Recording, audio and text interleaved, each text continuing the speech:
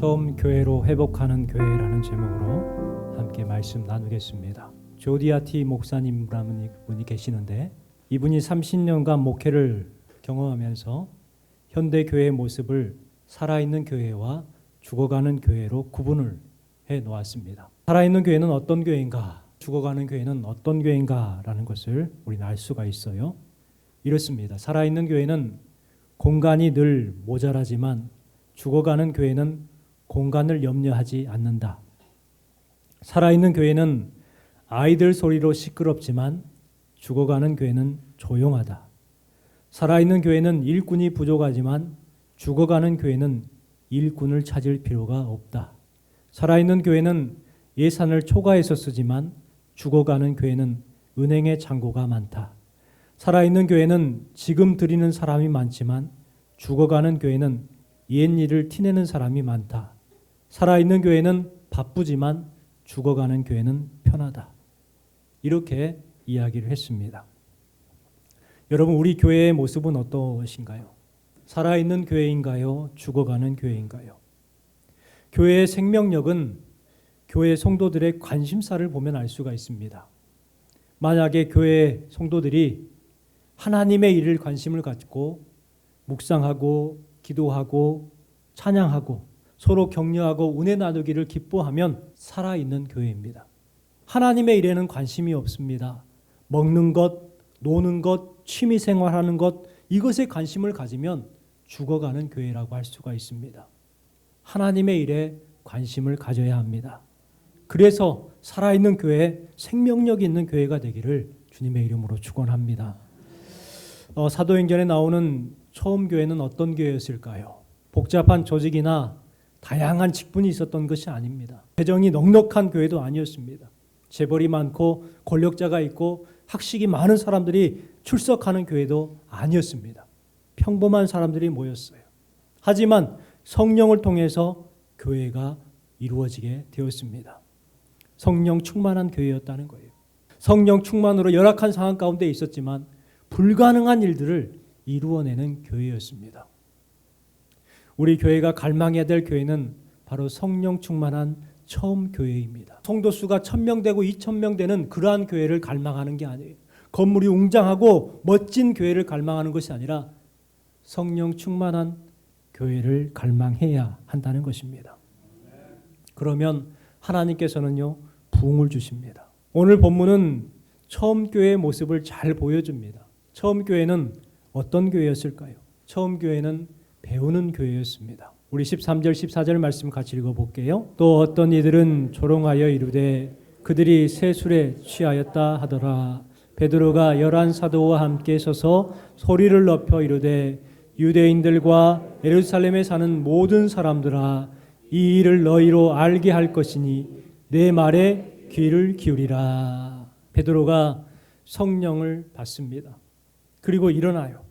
마가 다락방에 다락문을 열고 사람들에게 큰 소리로 외치기 시작합니다. 예수님을 전하는 거죠. 그 내용은 지금 우리가 술에 취한 것이 아니다. 설교를 듣기 전에 그들은 방언을 했죠. 그러니까 주변의 사람들이 그 소리를 듣고 저 사람들이 새 술에 취했다.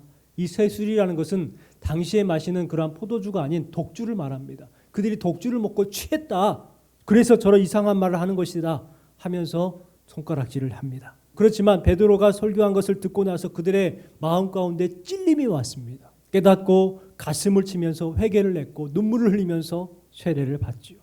여러분, 어떤 교회가 건강한 교회일까요? 오늘 주신 말씀에 근거하면 말씀을 듣고 마음에 찔림이 있는 교회가 건강한 교회라는 것입니다. 여러분, 오늘 주신 말씀을 들으시면서 찔림이 있습니까? 그러면 여러분은 건강한 성도예요.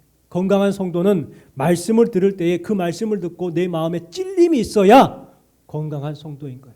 우리 37절 말씀을 같이 한번 읽어보겠습니다. 그들이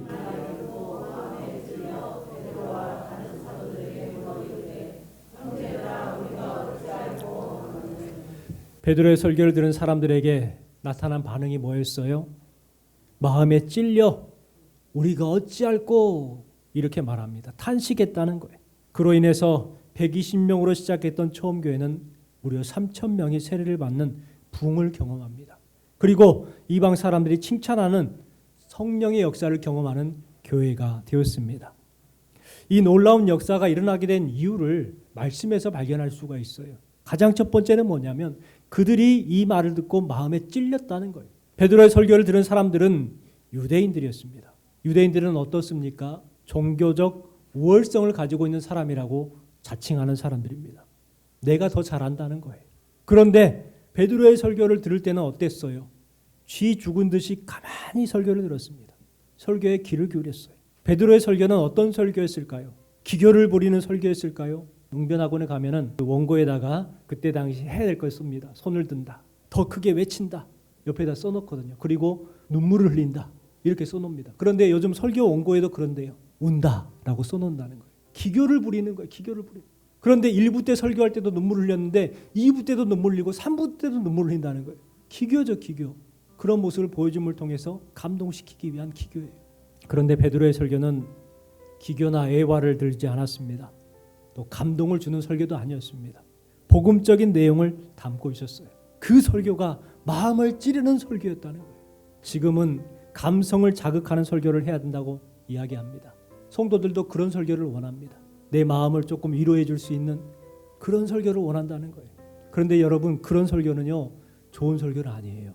기교를 부리고 농담하고 정치 이야기하고 가정사 이야기하고 자식 이야기하고 여행 경험담 이야기하고 여러분, 이렇게 하다 보니까 오히려 복음이 무엇인지를 혼동하게 된다는 거예요. 베드로의 설교를 듣고 3,000명이 회개를 하고 세례를 받게 됩니다. 이 역사는 베드로의 설교에 귀를 기울인 데서부터 출발했다는 거예요. 말씀을 듣는 것이 중요합니다. 여러분, 우리도 말씀을 귀 기울여 드리면서 하나님의 놀라운 말씀의 능력을 경험하는 여러분 되시기를 주님의 이름으로 축원합니다. 두 번째는요, 형제들아 우리가 어찌할꼬 라는 반응을 보였어요. 이것 때문이에요. 그냥 듣는 것에서 끝나버린 것이 아니라 우리가 어찌해야 됩니까? 라고 도움을 구했다는 거예요. 설교를 들은 사람들은 죄와 가식에 대한 부끄러움이 우리가 어찌할꼬 부르짖었습니다. 오늘날 말씀을 듣고 찔림과 탄식과 회개의 눈물을 보기 어렵습니다. 오히려 남 탓하기를 좋아하죠. 내가 저 사람 때문에 은혜를 못 받았다. 목사님이 설교를 잘 못하니까 내가 은혜를 못 받았다라고 말한다는 거예요. 또 말씀을 들을 때는 나와 전혀 상관없는 것처럼 듣습니다. 나는 잘하고 있는데 저 집사가 들어야 될 말이구만. 저 권사가 들어야 될 말이구만. 저 장로가 들어야 될 말이구만. 이렇게 하고 있다는 거예요. 사실 자신이 들어야 되는데 옆에 성도가 기도하면서 눈물을 흘립니다. 뭐라고 하는 줄 아세요? 질질 짜네. 옆에 성도가 말씀을 듣고 아멘 하는데 시끄럽네. 전혀 관련이 없는 것처럼, 예배 자리에 앉아 있음에도 불구하고 나는 예배와 전혀 관련이 없는 사람처럼 그렇게 말하고 생각한다는 거예요. 이것이 잘못된 거예요. 말씀을 들을 때는 처음 교회처럼 마음에 찔림이 있어야 돼요. 우리도 마음에 찔림이 있는 예배를 드렸으면 좋겠습니다. 베드로는 유대인들을 향해서 이렇게 외칩니다. 회개하라. 예수 그리스도의 이름으로 세례를 받고 죄사함을 받으라. 그랬더니 신도의 수가 3,000이나 더해지는 놀라운 역사가 나타납니다. 사도들의 가르침을 잘 받아들였습니다. 여러분, 성령 충만한 교회는 하나님의 말씀을 잘 배우는 교회입니다. 이런 교회가 행복한 교회예요. 42절 43절 말씀을 읽겠습니다. 그들이 사도의 가르침을 받아 떡을 떼며 오로지 기도하기를 힘쓰니라.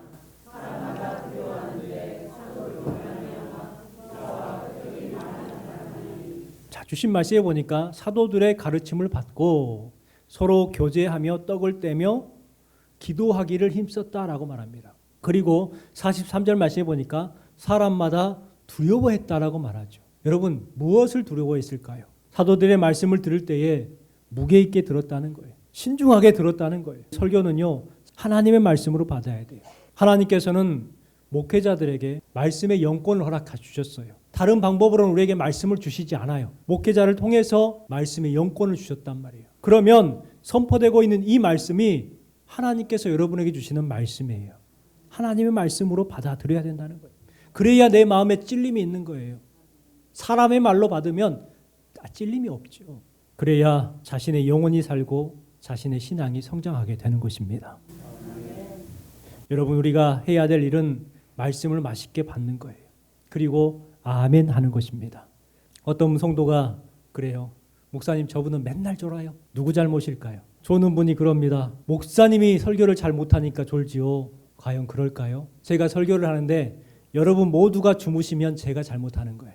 그런데 여러분이 모두 졸지 않고 그중에 한두 분만 졸면 그 조는 사람이 잘못한 거예요. 여러분 말씀을 들을 때에 말씀의 은혜와 능력을 경험하시기를 주님의 이름으로 축원합니다. 또 두 번째는 마음을 같이 하는 교회였습니다. 우리 44절부터 46절까지 말씀 읽겠습니다. 믿는 사람이 다 함께 있어 모든 물건을 서로 통용하고 또 재산과 소유를 팔아 각 사람의 필요를 따라 나눠주며 날마다 마음을 같이하여 성전에 모이기를 힘쓰고 집에서 떡을 떼며 기쁨과 순전한 마음으로 음식을 먹고 믿는 사람이 다 함께 했다라고 말하죠. 그리고 46절에도 날마다 마음을 같이 했다라고 말합니다. 그래서 성전에 모이기를 힘쓰고 함께 떡을 나누고 기쁨과 순전한 마음으로 음식을 먹었다라고 말씀하고 있습니다. 함께 했다는 거예요. 여러분 교회도요. 마음을 같이 하는 교회가 성장하는 교회가 될 줄 믿습니다. 0이라는 숫자가 있어요. 이 0이라는 숫자는 늘 애로웠습니다. 다른 숫자 1부터 9까지가 있는데 이들은 다 가진 숫자였어요. 그런데 0이라는 숫자는 아무것도 없잖아요. 친구들을 찾아가 가지고 같이 함께 해달라고 해도 이 친구들은 아무것도 없는 너하고는 놀지 않겠다 하면서 왕따를 시켰습니다. 또 외로운 숫자가 있었어요. 1이라는 숫자입니다. 1은 하나밖에 없는 거예요. 하나밖에 없기 때문에 2, 3부터 9까지가 이 1도 좀 거리를 뒀습니다. 어느 날 외로움에 떨고 있던 0과 1이 만나게 되었습니다. 뭐가 됐을까요? 10이 됐습니다.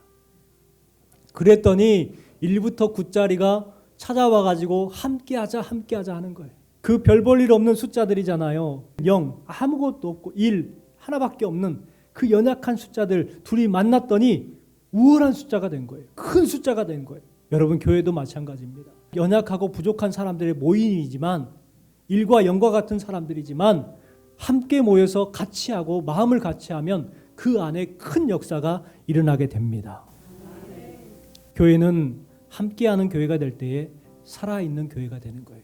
44절 말씀에 믿는 사람이 다 함께 있어 46절 말씀에 마음을 같이하여 모이기를 힘쓰고 이것을 잘하는 교회가 성장하게 되는 것입니다.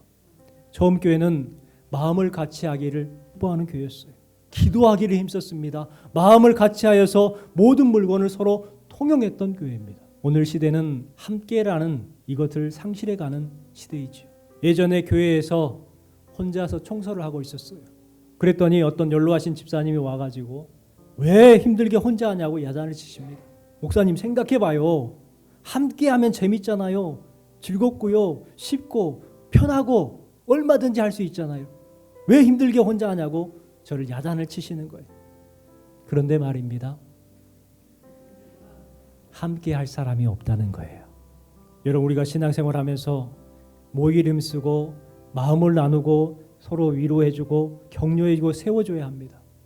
우리가 세상 사람들에게 그러한 모습들을 보여줘야 돼요. 그런데 어때요? 그러한 모습은 보여주지 못하고 다투고 있어요. 지난주에 어떤 성도님과 통화를 하는데 그러는 거예요. 목사님, 요즘에는 마음을 터놓고 이야기할 사람이 없어요. 마음을 터놓고 이야기할 사람이 없어요. 처음 교회는 신분을 뛰어넘었습니다. 있고 없고를 뛰어넘었지요. 배우고 못 배우고를 뛰어넘었어요. 부자이고 가난한 사람이건 서로 교제했습니다. 슬픈 사람을 찾아가서 위로해 주었어요. 함께하는 것이 이렇게 소중합니다. 교회도 함께할 때에 놀라운 힘을 낼 줄 믿으시기 바랍니다. 마지막 세 번째는 참되게 예배하는 교회였습니다. 우리 46절 47절 말씀 같이 읽어보겠습니다. 날마다 마음을 같이하여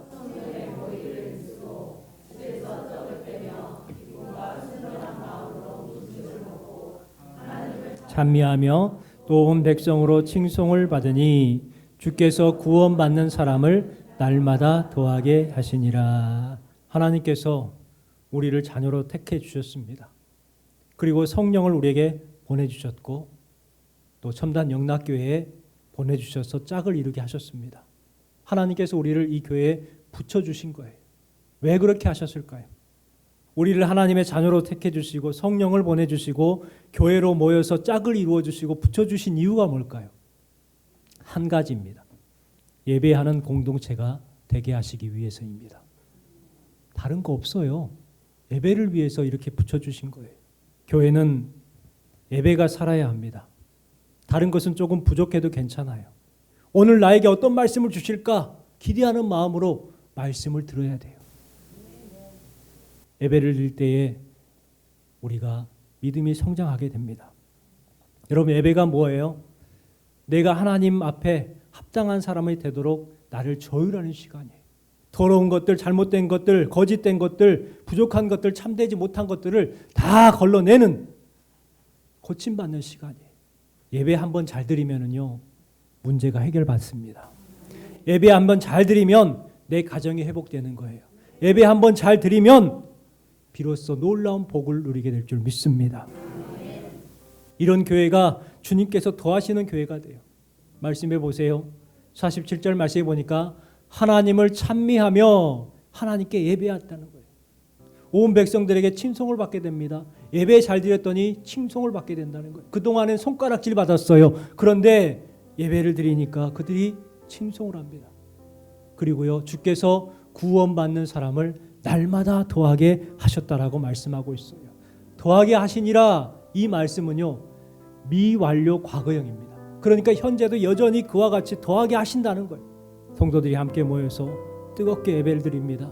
그랬더니 계속해서 성도의 수가 날마다 더해졌습니다. 백성들에게 칭찬을 듣습니다.